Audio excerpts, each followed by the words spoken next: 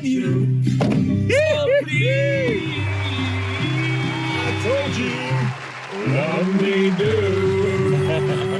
Oh, love me do. Good morning, everybody. Good morning. Welcome to the CARPOOL Honchho. Yeah. And you have been hosted today by Dean Payne from the Great Flexible Office Space. Roro from Naked Marketing. And our incredible, we're so honoured and privileged to have our guest here today, Bernadette Soares. Lovely to be here. Yeah, who's an absolute serial entrepreneur and a story that is going to inspire you to the max. It's going to put like a rocket underneath you and really inspire you in your business world. So we're in for a treat today. Thank you for spending the time with us. It's going to be fun. It will, I'm sure it will. But before you going, guys, thank you to our sponsors.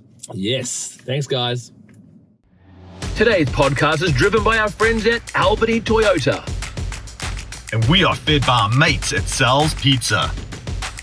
And our tunes are brought to you from The Sound Store. So guys, we just want to highlight old Chris from Newmarket Sound Store. We've just got a couple of speakers installed in our office and they are incredible. Awesome. Those Sonos ones, they've just put a smile on our dials. So thank you, Chris. So if you guys need any good speakers, any good sound, and you need a smile after this dodgy weather, get to Chris. Yeah. Now. And the new Sonos ones, they have Alexa in them, don't they? Yes. Where you can talk and go, music, play, softly, Beautiful. Romance, jazz, rock. Not only Alexa, Google. Google as well. Anything, yeah. So these things are they're very smart. Smart. Very smart. And their sound is quality. So Oh, get along beautiful. to The Sound Store. Yeah. Alrighty. Well, our incredible guest here today, Bernadette Soares. Lean on in with us here, a bit here. So lovely to have you. And as we've mentioned, a serial entrepreneur that started in our country in 1989. Is that right? Wow. That's right. Yeah. So you're an immigrant, just like me, except Yeah. I'm from a different country, And with a different accent. A different accent.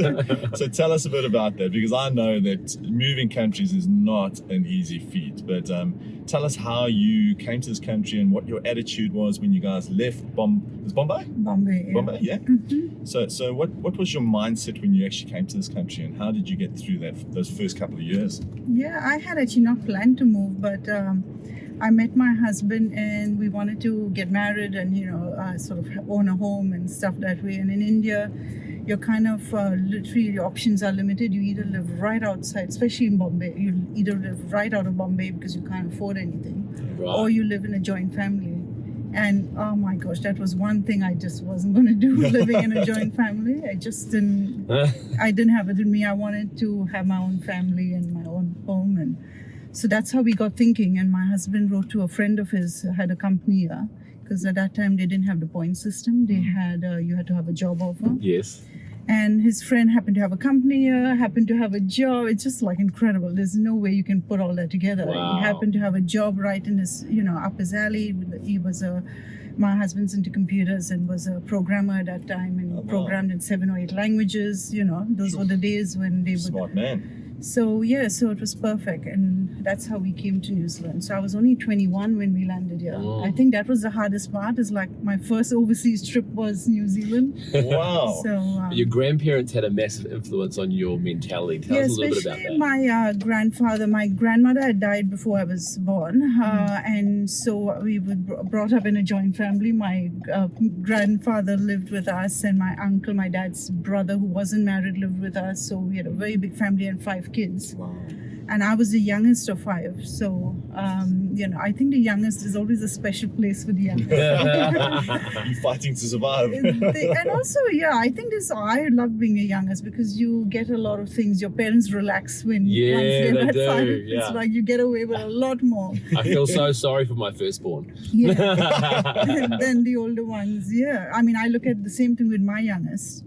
My youngest gets away with a lot more than my older 2 did. So, my grandfather was, had his wife was an entrepreneur, and like this was in the 1920s, 1930s. Sure. She used to buy property. So my dad and his brother used to work, and they used to actually give her the entire salary. and she would then allot the money to whatever different things in the household, and part of it was investment. And they were both good earners. My dad was a criminal lawyer, and then he was a crown prosecutor. So they were both good earners, and his brother also was a good earner. So she would, but can you imagine being, an adult and giving your mom the money, and then she would invest, and she would say to them, it was like for them. She was investing for It's a them. lot of trust, huh? Yeah, but both of them, my dad and his brother, had not a business born in them, so she knew that, and so she bought amazing property in Bombay. So my grandfather brought me up with that whole thing about being in India, you're kind of limited with society tells you what to do, and as a woman you're told what to do. And he would always say to me, when you grow up you can be whatever you want, and you can do whatever you want, and the sky is the limit. And it was just incredible. For that era, from a male to a female, how incredible was that for you as a gift as a young woman? Absolutely. And he would incentivize me. I was in athletics at that time. I represented my state. I was a sprinter. Oh, cool.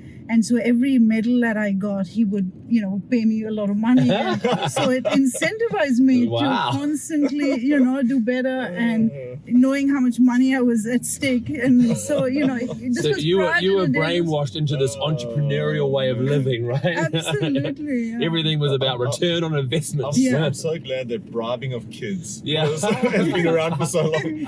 Old Blake wasn't doing anything until I started giving him a $1 per carry. Now he stands on the side of he's on the field, he's like, Dad, 1, 2, 3. He's counting his dollars in the field. I'm like, my pockets is. He's a professional paid sportsman at the age of what? 10, 11. Yeah. That's incredible, and I just think what a gift that is from your grandmother. I would say he would have been, not my parents were incredible parents. I was really blessed with that. But because my mom was very highly educated, but she was a stay-at-home mom, and she never went back to work, and just incredible. I just lost my parents only in the last few years. My dad died at 90, and my mom was 83. So only in the last 3 years, I've lost both my parents. So. But and you realize what a blessing that is when you have incredible parents. But my grandfather was definitely my single source of inspiration and encouragement, and he had the time and the wisdom, and it was just right.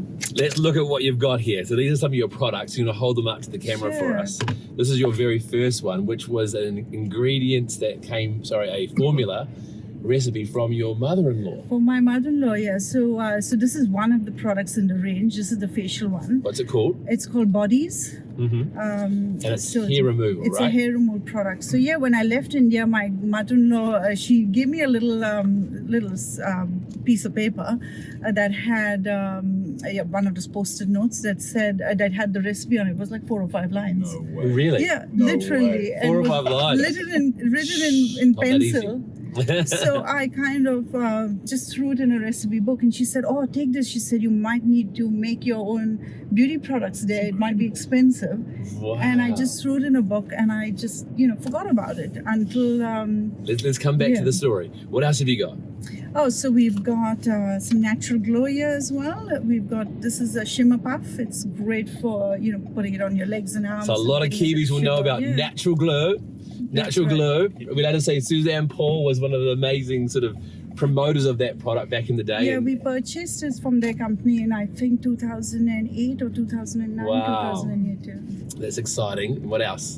And then we've got Radiessence, which is I think in 2007 we purchased that. So Radiessence got beautiful bronzers and foundations. And still some of the best bronzers and foundations in New Zealand. You've got a product here for my beard? So that, right? that's Faro. Faro is actually the professional version of Bodies. We had a lot of salons and spas using our kits, our home kits. And because they are smaller and in size, they wanted a professional brand. So in 2009, we launched the professional version of it, and it goes into all the spas and salons across New Zealand and Australia. Beautiful Manuka honey. Stunning. And of course, now you're writing these beautiful inspirational books that you can get a hold of these at BernadetteSoares.com. And also there'll be links on that website, I guess, to some of your other company websites for your products. So if you're interested in any of the products that we're talking about today and behind the story of Bernadette Soares, then get along to BernadetteSoares.com and buy her products online. Absolutely amazing. So I'd love to pick up on the story of bodies and that little recipe that came from your mother-in-law on that little stick-it note that almost got lost. Tell us, really, because that's really where the empire started. So tell us the story. So I used to make the product for myself because she was right. It was expensive to buy, a hair removal product, and if I had the recipe. So I used to make it for myself, but it was this brown, treacle-looking product, nothing very exciting. And so what happened was I worked for a few years when I came to New Zealand. Then I stayed at home for a major chunk of 12 years. Nearly 12 years, and looked after my 3 kids, and I had 3 children. We didn't have family here at that time, so it was really important that one of us stayed at home full time and just give them that bit of our culture, and just we just couldn't see us putting them in the daycare at that stage. So so when I went back to work, I wanted to work. After 12 and a half, nearly 12 years, my son was 2.5, and I thought, oh gosh, I better start doing something. I wanted to I was always had a creative streak in me, and even when my kids were at home, I did things like selling all sorts of things, almost like not Tupperware, but Tupperware type of products. I can't even remember the name, but we used to also stitch our own clothes for children. My friend and myself, we started a children's brand. Wow. Again, we didn't make much money. We made probably $2 an hour, but it was a great way to keep our ourselves a bit occupied, our minds, and be creative, and and so not get that that bogged down with the kids. When I went back to work, I couldn't get a job, so I decided to maybe I'll start my own business. So I actually made my business cards first, not knowing what business I was going to start, just knowing, okay, I'm going to start a business. I'll think of the business later. And then I suddenly realized, hey, I've got this product. Maybe I'll try and commercialize it. And so I got cooking on my stovetop. I don't have a chemistry background or, product development background. So I started cooking on my stovetop, experimenting. Then I said, I'll make it, kiwi made. So I'd have kiwi fruit, aloe vera. So we still got, literally the formulation is still the same after 22 years. And really? Exactly the same. And it's edible, right? And it's that natural. Because it's a sugar base as compared to the traditional waxes. So prior to natural and organic being in fashion, I already had natural and organic. Wow. It was so amazing. It was like, I was always well ahead, almost accidentally, definitely not by design or purpose, but accidentally always ahead of my time. So I hear you got the smoothest husband in the world.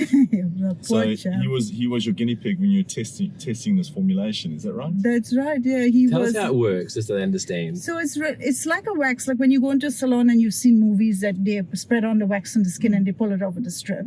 It's exactly the same thing, except this is a natural product made of sugar. It's a sugar base. So when you cook sugar, it reaches the different stages of where the water is evaporating, and so it's just made sticky to a extent where you put it on the skin, put on a strip, and remove it off. Being a sugar base and natural, the discomfort is markedly different. Right. It's soft. It doesn't hurt you. Does it leave you? I wouldn't say marketing wise, I wouldn't say the word doesn't hurt. We say the discomfort is reduced. Right. Yeah, nice. I like it. Fair enough. So anyway, so your husband was the guinea pig. That was the point. Yeah. So he became my only person that I could test it on. And literally, I think by the time I launched the brand, I don't think he had much hair left on his body. I'm so glad I wasn't married to you then, because I hate waxing. I scream like a little girl. I actually turned up to the first meeting. So a big pharmaceutical company. So was my first break. A big pharmaceutical company saw my ad. I put it in my church newsletter. I wanted a salesperson to help me. And so I was expecting in my head a woman, who would come and help me, and I could manufacture, because I was manufacturing still at home on my stovetop. Those were the days when you could manufacture at home. I think now there must be rules and regulations against that. So this guy starts walking towards me after church, and I said, oh no, this is like a bad thing. Like, how am I going to explain to him? But he explained to me that he was the research and development director of a big pharmaceutical company. Wow. He was like, okay. And he said, yeah, I could love to. We were just talking about your competitor the other week. Now, NADS, I don't know if you know NADS. Yes. You've seen all the ads on NADS. Yeah, they were my competitor. But I'm manufacturing at home, so I didn't necessarily talk about it as my competitor. They were like this massive company Yes. out there. But he called it my competitor. I said, yeah. He said, how good is it? Is it better?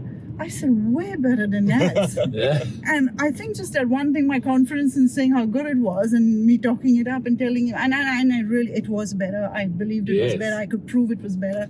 So he said, I'll give you an appointment and I'll have my whole team, my marketing, my sales team. There'll be about 11 or 12 of us.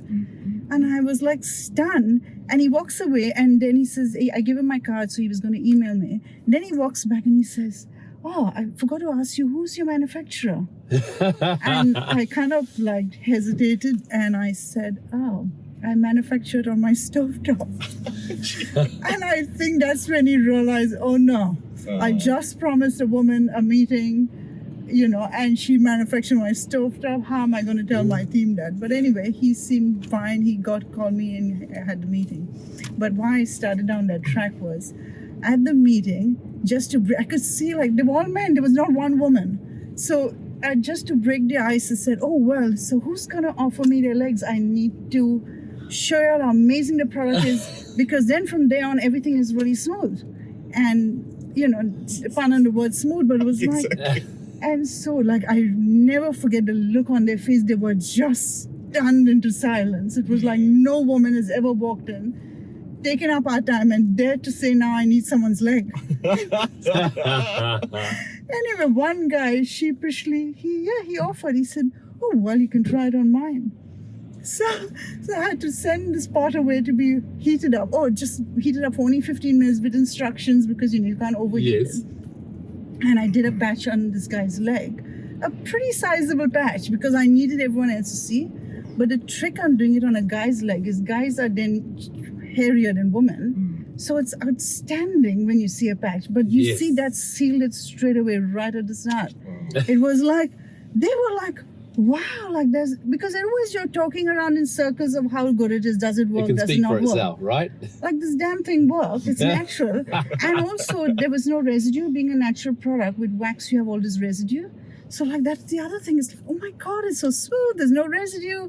So they basically told the story and told me all the things about the product. I didn't have to actually sell it. They sold it for you. Brilliant. So so How in brave 6 was that guy? Oh, I know, amazing. And also really, you would have thought I paid him actually, because like he volunteered so nicely. It was like, Beautiful. oh my gosh. Anyway, so in 8 months, literally within the company, we had launched a product, put it on the market. It was in 350 pharmacies nationwide.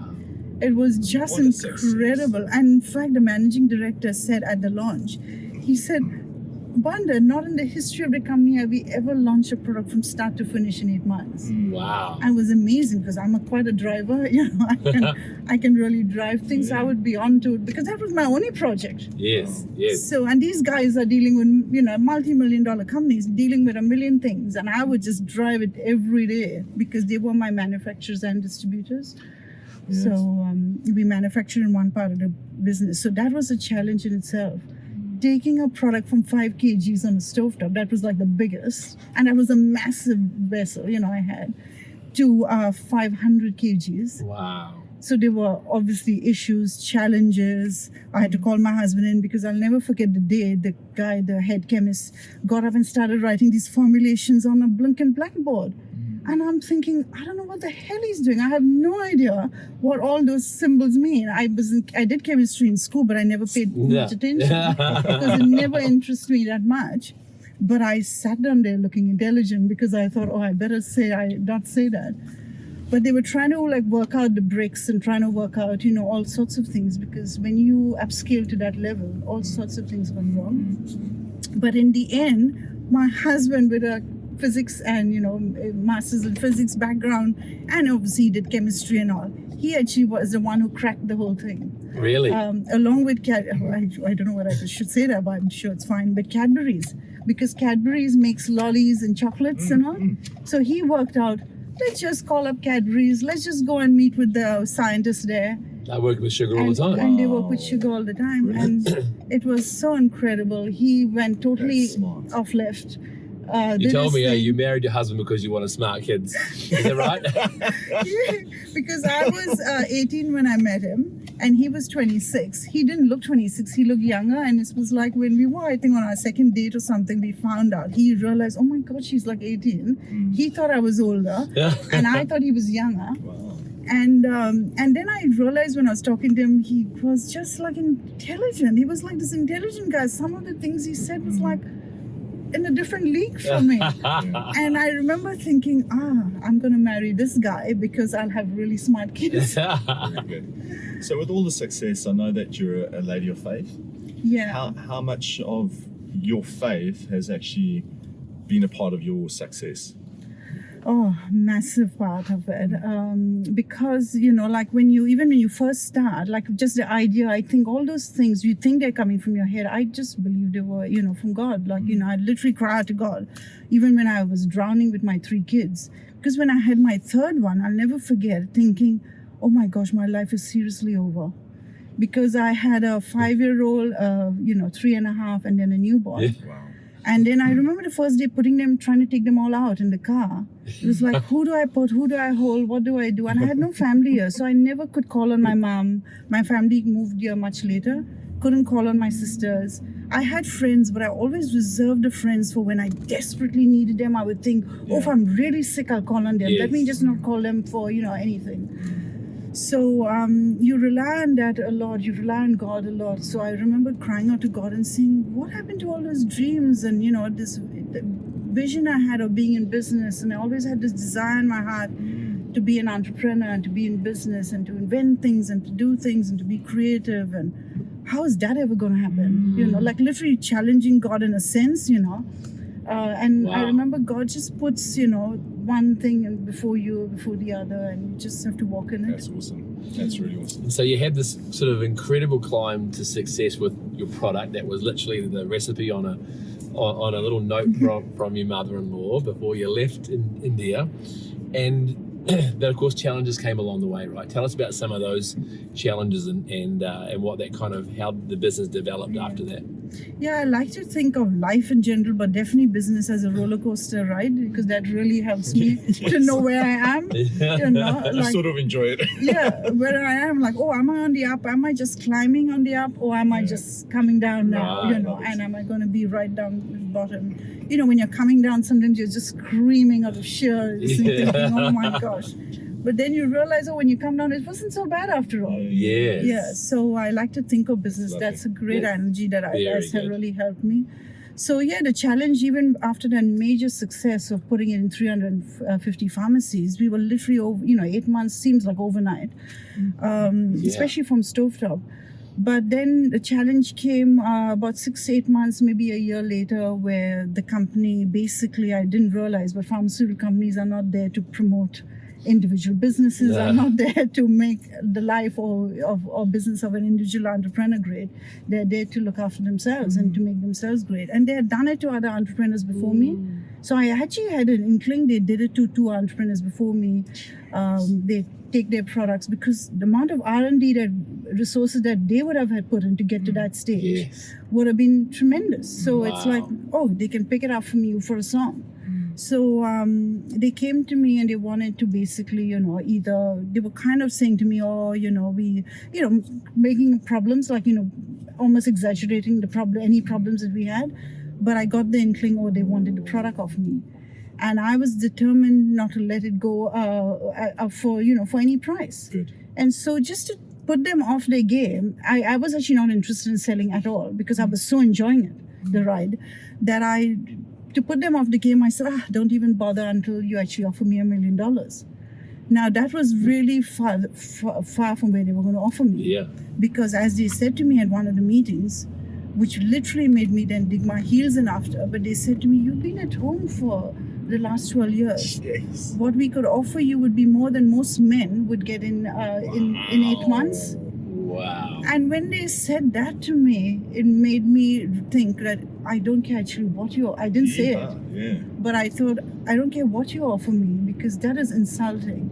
Very. Why would you want what I've got, but you're trying to throw back, the fact Yeah. that I was at home for 12 years And a woman. and a woman, yeah. Intimidate you. Wow.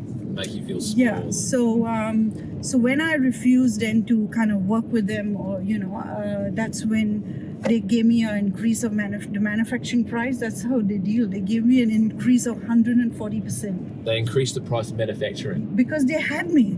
They were manufacturing. I was tied in two agreements, a manufacturing agreement and a distribution agreement. So they literally had me. They knew exactly what they were doing. So they took all the money out of it. So so the thing is, they knew I couldn't pay that because it's ridiculous to pay 140% increase in manufacturing. What it would do was it would put me out of not being able to supply. Gotcha. So I had to default on supplying. So instead of like fighting that game with them, I just went to a lawyer and I said, hey, this is the problem I'm in. And he knew the pharmaceutical industry extremely well. He said, don't even come to me. I'll put you on to, I'll suggest QC. You need actually a Queen's Counsel to fight them. And it was like, what does that cost? That was $2,000 an hour. Whoa. And it was like, I had $20,000 in my account, in my business account at that time. So that's literally 10 hours. Yeah, not going to get you very far. It wouldn't get me far. But anyway, he was so confident because it was a clear case of, you can't put Robbery. Yeah, robbery and ridiculousness. That he said, don't worry. And he was so good. He opened up, I'll never forget, he opened that morning up. We had like a mediation with the Queen Counsel, their lawyer, the company lawyer. And he opened up that morning and he said, I just want to tell you to the backdrop to this, that tomorrow morning the newspapers could read, poor West Auckland mum taken, to the cleaners by, or taken for a ride or something by a big pharmaceutical company. And he told them what the newspapers could read the next day. I was like totally, Smart. yeah, really smart. But I think that set the tone Yes. for the meeting. It's like, this girl is here to fight. She's not giving up in a hurry. So let's just get on with the day now. Wow. And yeah, so we were really, it was, again, that was a God moment because we literally walked away with, with the compensation for what they had put me, because this was 3 months. They would drag me on. 3 months process. They seen my cash flow. All the sales were in jeopardy. Just the whole future of the brand was in Wow. jeopardy. So he fought for compensation, all my stock back. So I walked away actually with good cash flow. You and won. And I won that. But then the next day is like, oh gosh, I don't have a distributor. I don't have, I don't have a manufacturer. So I'm literally back to square one. So, that's a real down. But again, you have to again say, okay, God, where now? What's next? What am I going to do? And to an extent, we were thinking about it because we knew that, okay, that was going to happen. But you can't really plan too much sometimes until something actually does happen. Yeah. So. Can you give us a quick overview of the story? And maybe we don't mention the brand, it's up to you, of the business that you bought for $1. Yeah. I don't know what you can say and what you can't say, but you literally bought a massive business for $1. Tell us about that. Yeah, we had an opportunity because we knew from the market, because New Zealand is a small place. When people don't pay their bills, quite often we're dealing with the same suppliers, and so we were dealing with the same suppliers, and they were telling us sometimes, they're having major problems, they're not getting paid, and so one day when I heard it from like the second or third supplier, I thought, maybe there's a reason why I'm hearing this.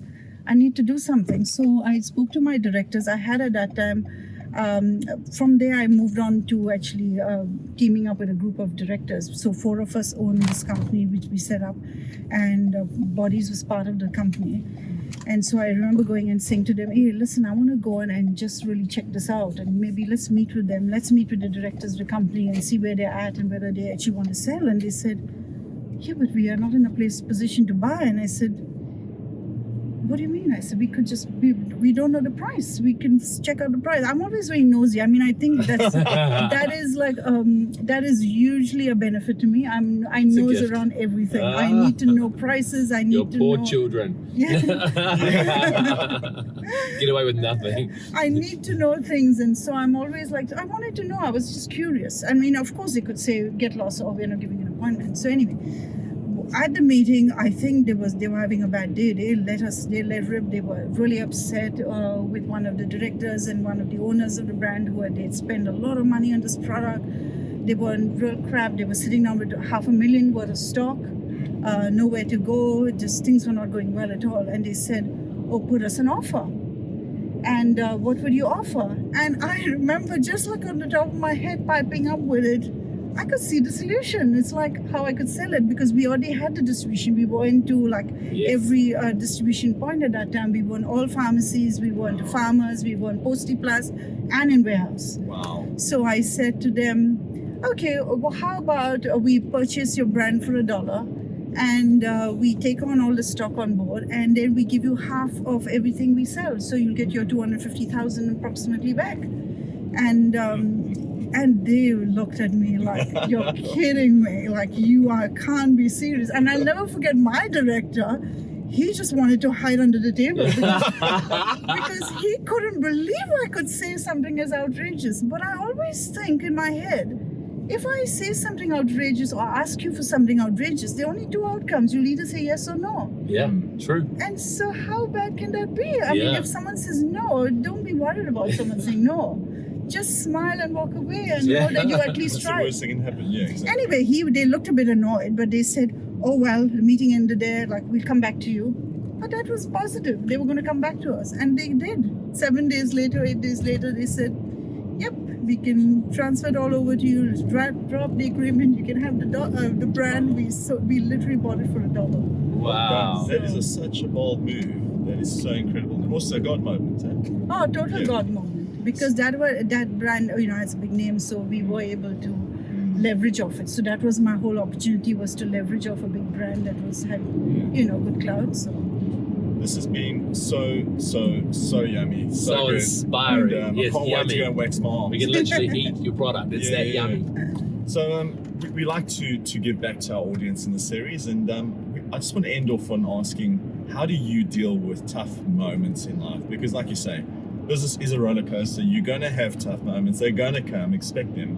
But how do you, as Bernadette, and how would you tell our audience how they should be handling tough moments in life and in business? I think the main thing is not to take on the attitude that tough moments are going to come whether you like it or not, and to embrace it. So I've learned now to actually, really be excited when a tough moment comes because it's like an opportunity. I mean, I tell my husband this, my poor husband, he still shudders when I tell him that because I say that. He says, "Oh no, he doesn't like the tough moments." He's more conservative. Yeah, in he's his conservative, and he for his company, he manages now risks for big businesses. Right. So you can imagine, so he's risk averse. he's totally risk averse. And there's me. I like to jump off the tallest building, Yeah. So embrace it and really, kind of know that you're going to learn something good is going to come out of it. If you look for something good, either it's a learning moment or it's a high, because it's like, I always think better than any drug is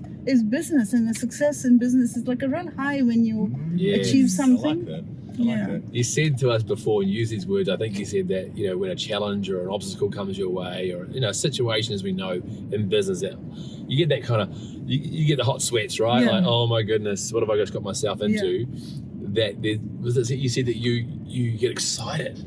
Yeah. You get what do they call that in drug land? You kind of get the rush. The rush, yeah. I really get a rush in business. You get and I think of it. I used to say to my business partners, I say, you know what? I'm so glad I'm in business, because I have a feeling if I didn't find my life, my business sort of calling, I would have either been a drug addict or a gambler. Right.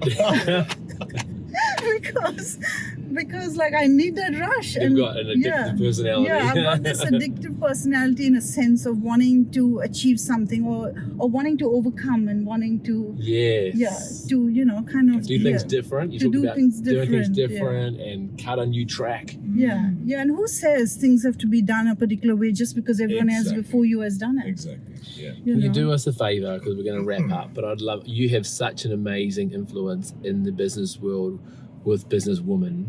And what would you say to our businesswomen that are listening right now, just to kind of give them that 1 or 2 minutes of inspiration from Bernadette Soares?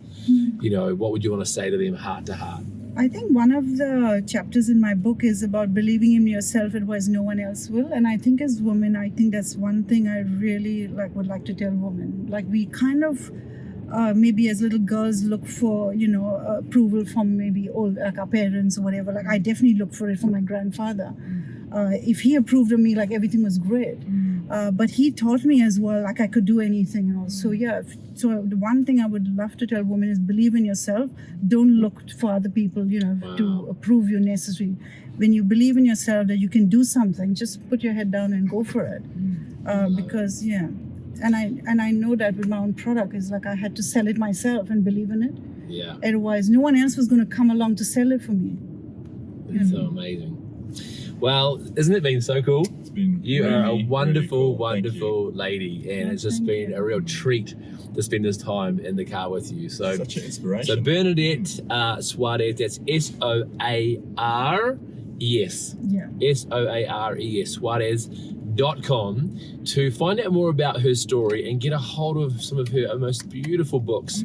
You have a book specifically designed for the ladies, and I've got the male one in my hand right now as well. So get a hold of those and just find out a little bit more about this story. I think you're available for speaking as well. Yeah, You've got books for sale, and you just love to encourage. And of course, you can go to her website and link through to all these amazing products that she knows, so that she owns and distributes, and has become an amazing, successful Kiwi businesswoman. To think that, when immigrants come to our country, we are so blessed with what they bring. They really do bring that sense of breakthrough and that sense of innovation and needing to make it work. And I think that rubs off on us Kiwis. That can get a little bit familiar with what we've got. We live in a beautiful country and a lot's provided for us. We can kind of get a little bit lazy, But when we get these, you know that, and but we can, because we just kind of we've got it to us on a plate. And I'll tell you what, New Zealand is one of the easiest places to start a business. We hardly have any hoops to jump through, as compared to Australia. Even Australia, just next door, it's really hard to start a business. There's so much that you have to fulfill, so much that has to happen before you just get moving. Whereas in New Zealand, you pretty much can register the same day and get started. So true. You have to take advantage of that. Well, thank you for listening. It's been an absolute pleasure to have you to tune in. I hope you've enjoyed today's story, and we look forward to talking to you again next week on the Carpool Honcho. See you guys later.